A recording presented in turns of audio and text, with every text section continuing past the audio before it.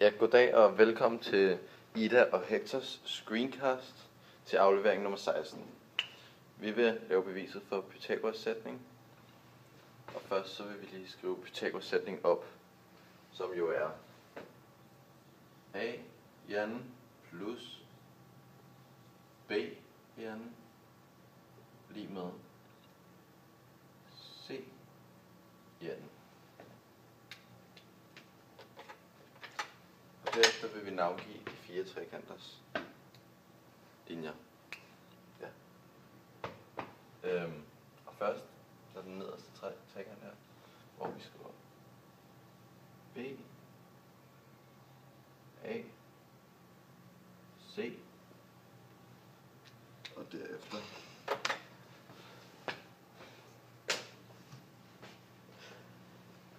så tager vi nummer 2 trekant heroppe, og vi C'eren der, så skriver vi A her og B her, for at vise, at der er 4 trekanter. Så tager vi lige den her op, den bliver rød. Den røde trekant.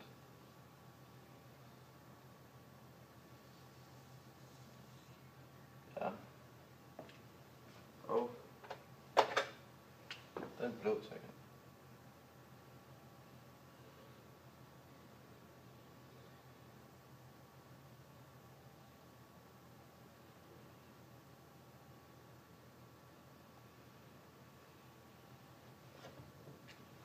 Derudover skriver vi lige C her og C her, så vi også kan se, at der er 2 andre trekanter.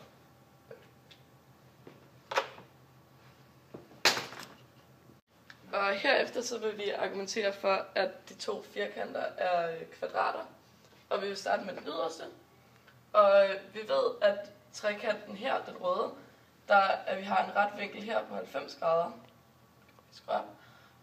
Så derfor ved vi, som der er 180 grader i en trekant, så ved vi, at den her, som vi kan kalde x, og den her, som vi kan kalde y,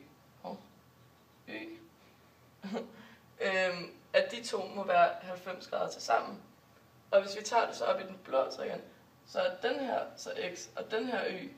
Og når vi har x og y sammen her, så må det altså også være lige med 90 grader. Og på den måde ved vi, at den ydre her er et kvadrat. Og den indre, der gør vi nogenlunde på samme måde. At vi ved, at vi har 90 grader her, og hvis vi tager på den rette linje her, og der er 180 grader i en trekant, så ved vi, at når den er 90 grader, så må den her altså også være 90 grader.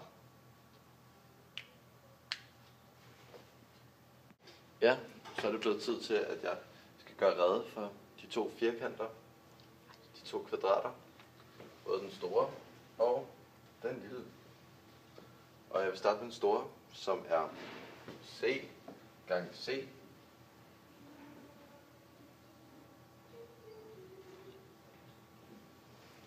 Og den lille, der er vi nødt til at sige B minus A, så vi kan få det her lille bitte stykke. Og så siger vi B minus A gange B minus A.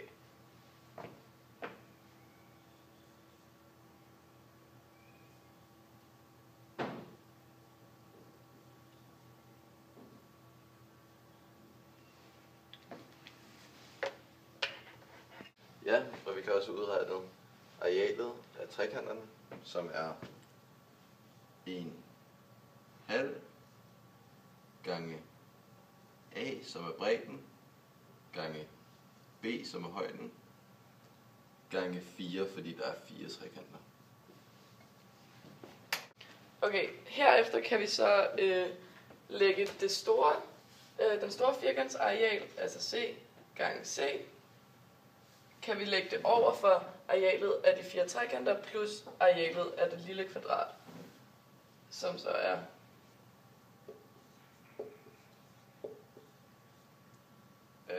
plus